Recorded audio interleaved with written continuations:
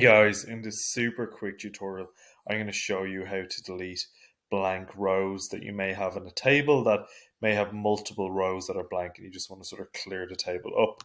Most people just click on the row, right click and click delete. Uh, However, if you've got multiple rows that are blank or maybe just odd rows that are blank, this mightn't be the quickest solution and may introduce some error. So what we're going to do is we're going to press Control and T to generate a table. Actually, let's start again. Let's select all our information and then we're going to press Control and T and then we're going to press OK, and that's going to generate the table for us. And next what we're going to do is we're going to jump into data and then we're going to click from table range, which is just going to pop up our Power Query editor.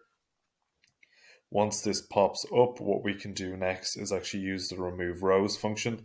So under remove rows, you're going to jump down to remove blank rows, click this, and this will remove your blank rows here.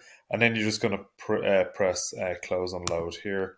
And that's going to close that pop-up, and it's going to generate your table actually without the blank rows included. So it's a very quick and simple way to remove blank rows in your Excel sheet.